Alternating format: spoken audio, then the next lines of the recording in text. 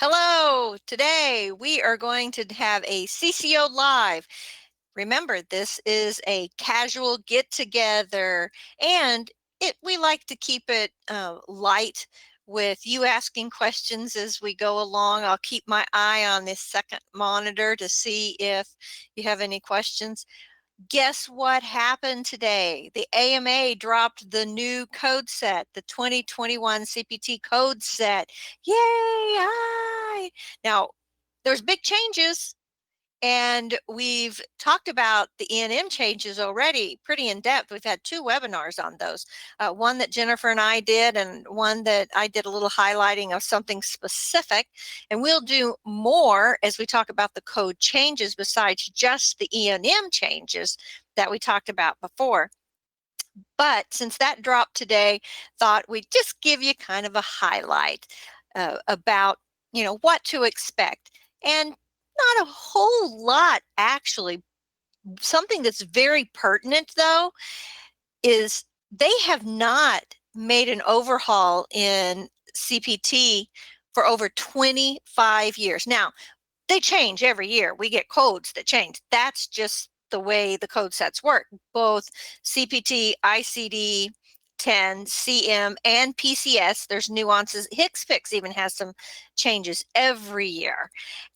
That's why you have to buy a new set of manuals every year. But they really haven't changed anything for CPT. Of course, when we went from ICD 9 to ICD 10, that code set changed drastically. Now, we knew that was coming, and it was supposed to happen a specific date and time. It didn't happen. I think, if I remember now, it took almost 2 years. They kept saying no, and then they'd say, yes, it's going to happen. Then they said no. So we were all gearing up, and then it didn't happen. And that was exciting, and it gave opportunity for a lot of education and teaching moments, which, of course, CCI or CCO does education full time. So that was a good time. Now, CPT is going to have a big change on the E&M of the code set, the evaluation and the management. Kind of exciting. So what are the modifications that are going to happen? Again, let me remind you that we have done a webinar on just the E&M changes. We did one whole public webinar for, I think it was an hour and a half. We do those that are the second to the last Thursday of the month. We call them our public Q&A webinar. You can go out and check that out. Probably has some highlights on our YouTube channel, Medical Coding Search. But that was pretty specific. And we also, again, did a couple little Q&A sessions, I would say, on nuances, extra questions that people had. So we will be doing that again because the changes are significant. What did they do? They eliminated the H&P exam as part of the selecting of the proper E&M. Wow. Usually you have to count out those, well, I used to call them little well, you don't want it. I used to call them little ticks. They get, you got a tick here, tick here, tick here, or bullet points that you gave when you did the evaluation and management and picked the proper code. They also took out part of the necessity for counting pretty much for all the other components of the E&M. Now the provider gets to base the code on medical decision making. This is really, really different. Now, I have to tell you, this is the way my brain always kind of went towards E&M anyway. I'm not an auditing, I'm not a math person. I don't like having to count things out. I would have never made a good remember on Sesame Street, the count, and he would always say 1 pencil, 2 pencils, whatever. I didn't even like that. So anytime you say anything about math, which E&M really doesn't have a lot of math, but you are adding up how many in the H&P, how many in the review of systems, how many in the history and stuff, but I didn't like to do that. My brain would always say, well, what's the medical decision making? If I can do medical decision making based on the disease process and prescriptions and what kind of tests are being done, then you could almost level out a little bit, So that's kind of what they're going to. They're throwing out all those audit tools that we had used in the past that some of us had gotten so used to using them, and there's a little bit of gray area, for that. That's out the window now. And they are going to, the statement is promoting payer consistency with more detail added to the CPT code description and guidelines. The big thing is H&P elements not going to be used anymore, and medical decision making is what they're basing it on. An example of when you would kind of say, well, people would say, well, they wrote a prescription. If they wrote a prescription, then it had to raise the medical decision making. So it automatically got bumped, from a 3 to a 4. Well, what if the prescription was for, stool softeners that they put in the ear to soften the ear because it has an impaction in it? That's even over the counter, but they wrote a prescription, so it should be a 4. Really? Was there a whole lot of medical decision making there? So some people would say, yes, they wrote a prescription. And then other people would say, this person had this strep throat before. The one prescription always works the best for them. It's not recurrent, but, was there really a lot of medical decision making there? But again, the guidelines, if you can get the bullets to line up, they can go from a level 3 to a level 4 pretty quickly. And I like this way better based on medical decision making. We're going to move on. That's the main elements of E&M. Now, if you have any questions, you let me know, because we'll put them in the chat and I'll try to go over them. We're not going to get into a lot of detail of the specific E&M changes. And I told you, because you can go reference that webinar, and we'll do it again. I do want you to give me kudos, though, on these lovely slides. I got an add-on app to my drive that I make the videos with, or the slide deck with, and these are free pictures. And if you didn't know, I'm actually in Missouri instead of in Texas. Most of you guys know, unless it's the first time you've attended, that I live in Texas, but I'm from the Ozarks of Missouri. And since I'm there, I found this wonderful picture. This is exactly what it looks like where I grew up. We'd love to go on drives down these roads, and you get down and you can get in, and the temperature will drop specifically to make you get that goosebump feeling, especially in the early morning or in the evenings. It's lovely. The big day, always for the new code sets to start, not when they're put out, but when they're initiated, when you will start using the new code set for CPT January 1st, 2021.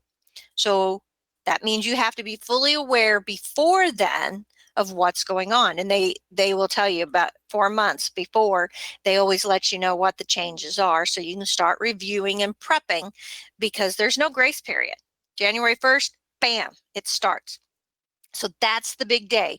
What has changed? Heads up, not just for E&M, the whole code set, CPT. AMA said there is 329 editorial changes this year, which actually isn't very many. 206 new codes. That's not a whole lot. Also, 54 deletions and 69 revisions. Now, whenever you have deletions and revisions, you end up with a new code. So again, that tells you that 206 is not, they're not just new codes that they plucked out of the sky and put in. Some of them are new because of other revisions and deletions. So that's what you're going to expect. We will do closer to the end of the year a really intense video webinar on just the changes for CPT, and then when ICD drops, we will do another video on ICD. As you know, I love ICD, so we'll have a lot of fun with that. CPT, okay, yeah, I'm a big PCS fan though. Now, it's important to note that not only did COVID-19 change ICD-10 because they created a code for COVID-19 right in the middle of the year. Oh, I've never heard of that being done, but then I have not been doing this as many years as a lot of people. So I thought it was pretty cool. But it also affected the CPT codes. And the way the AMA said that it affected the CPT codes is that there are some new medical testing services that will need codes, so they created those. And it was all in the response to COVID-19 and the pandemic. We have never really had a pandemic quite like COVID-19. I wouldn't say that COVID-19 itself has been that different in that we had SARS and MERS and all these other things. We've had things before. But since we really started actively using these code sets to track things, we haven't had a pandemic quite like that. They say was it the 1904 or the 1908? I can't remember. But in the early 1900s, we did have a pandemic, that flu that came out. And it lasted for a long time and everything. But they didn't track stuff as well as we do now with the code sets. Therefore, AMA was right on top of it. They got those new codes initiated that's going to make it easier for reporting the services that are being done to track the flow of the pandemic. I guess that would be a good way to say it. The CPT code set, they also said they modified several code additions, revisions, and some new codes were approved for the 2021 year. And we're going to talk about those. One of the big changes was retinal imaging. We have a new code for retinal imaging 92229 because it is retinal imaging with, so if you didn't know what the backslash and the C, that means with. If you see the backslash and the S, that means without. Automated point of care. Again, this is pretty much a niche area that is work. So if this is something that you do work in, know that now the code set is caught up to the technology that's out there. I think that's pretty fascinating, and they're really good about doing that. They actually revised for retinal imaging two codes, 92227 and 92228. Again, we'll talk more in depth. The form that they sent out, the AMA did, announcing that the code set had dropped. This was pointed out as one of the significant changes. And so I went ahead and listed it. And know, too, that if you're in the CCO Club, you'll be able to access this slide deck with all the resources that I put at the end. And the resources is the article from the AMA. So that's good to know. Another thing that they did was they changed the ECGs. Ultimately, I thought it was pretty interesting what has changed. They took, I didn't list the what are those category 3 codes, I believe is what they are, that have the T at the end for technology. Those are done. Those would be deleted because they made, those are like baby codes that became CPT codes. And those in bold are the ones that were created. So that happens pretty frequently every year.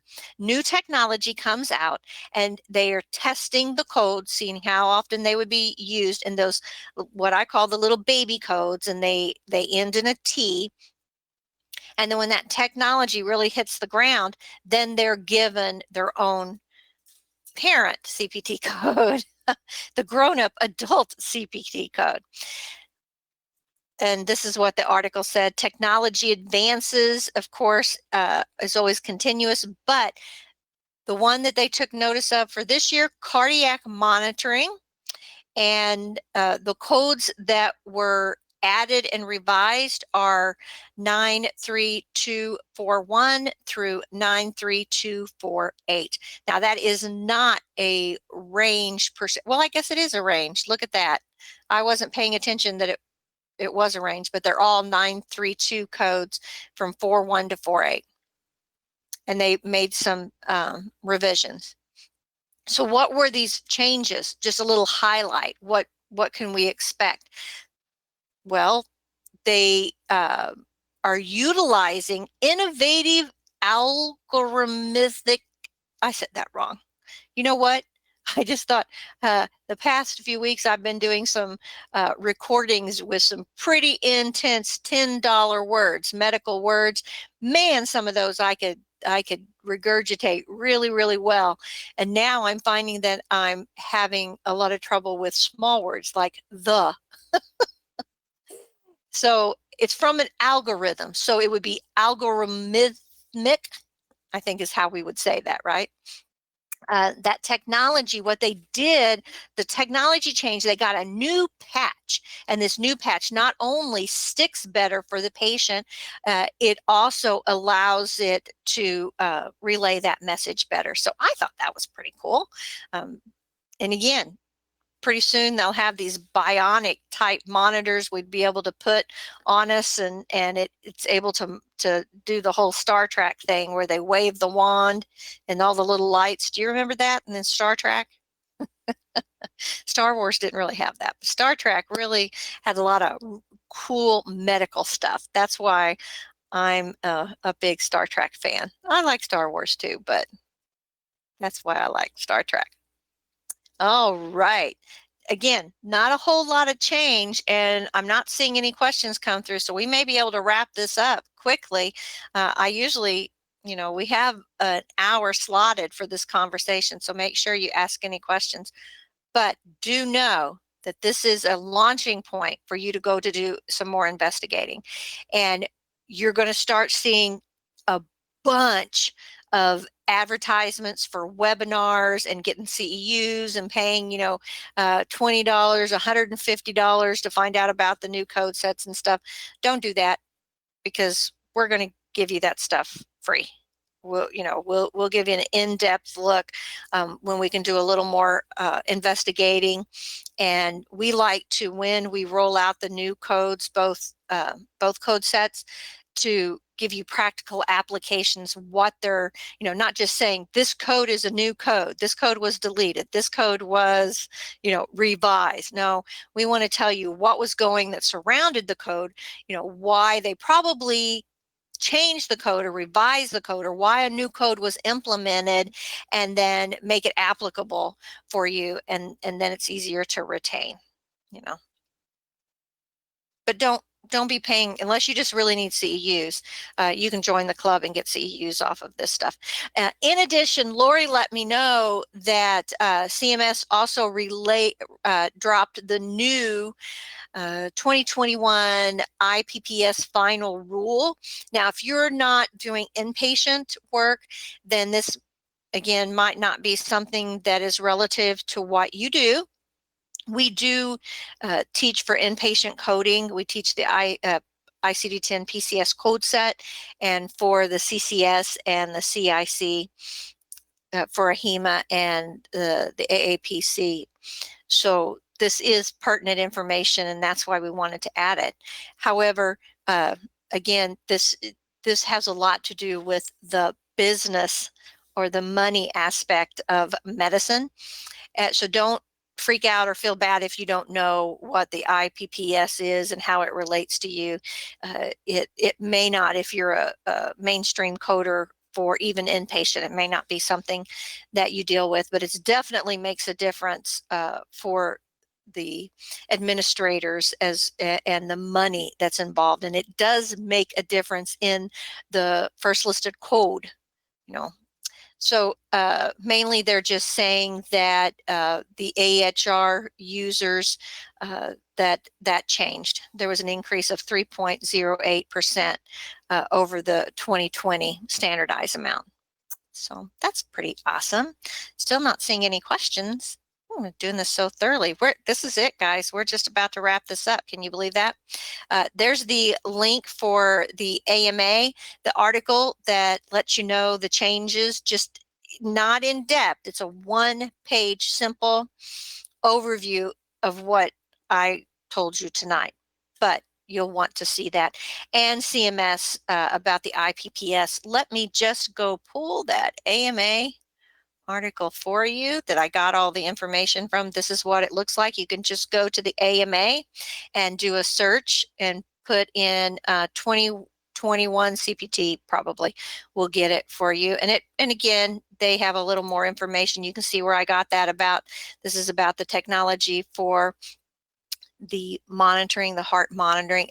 But the other thing that's very helpful to you, if you go to this website, is look here. They develop, there's a checklist, there's some videos, modules, QuickBooks, tools and resources. If you are a clinic manager, I would jump on this.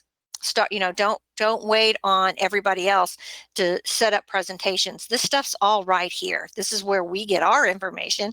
We just make it, put it in a slide deck and do it creatively, and a webinar for you, and hopefully that it's pertinent and easy to follow with our teaching style. But this stuff is here for you if you need to reference it. And then they also had Insider's View, which is helpful. The AMA website, which is there. But again, there's the CPT data file. Now you have to pay for that. That's almost $200. But that's what all of the encoders use to upload the new information as this data file. Per user, they get a discount and stuff. So, if you want to go in and pay I think it was $179, $189, and you can get a list of all the new codes. Actually, it's not. I think it's the whole CPT manual, if I remember right. But again, your encoders already pay for that.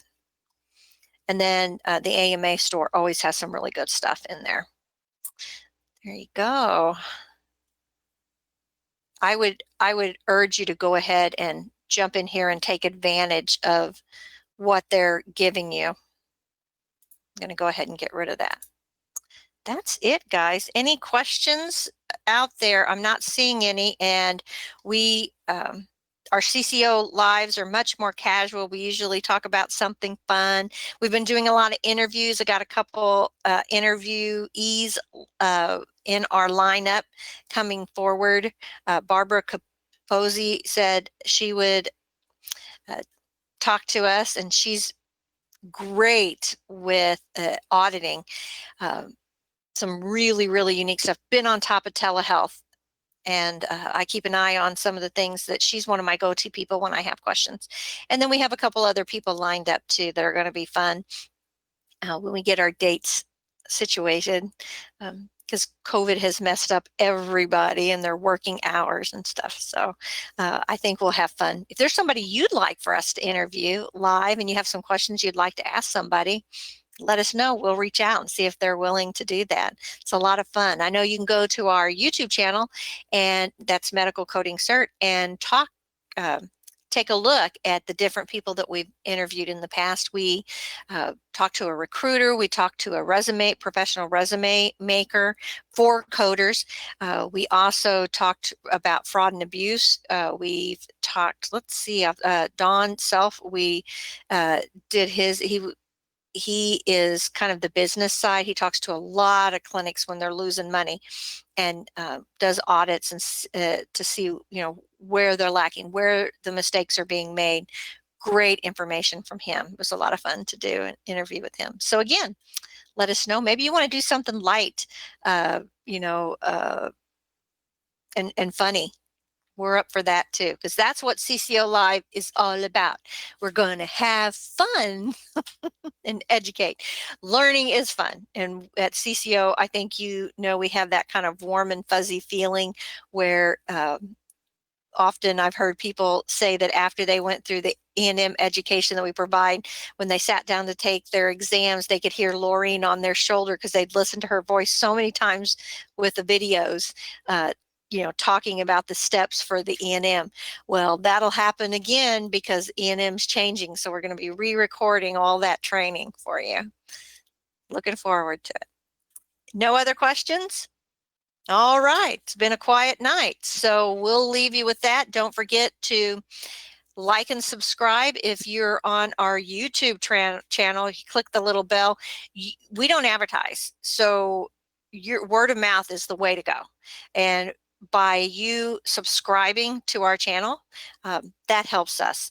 I think Boyd said we're at, I think he said 30,000. So we want to get to 50,000 subscribers.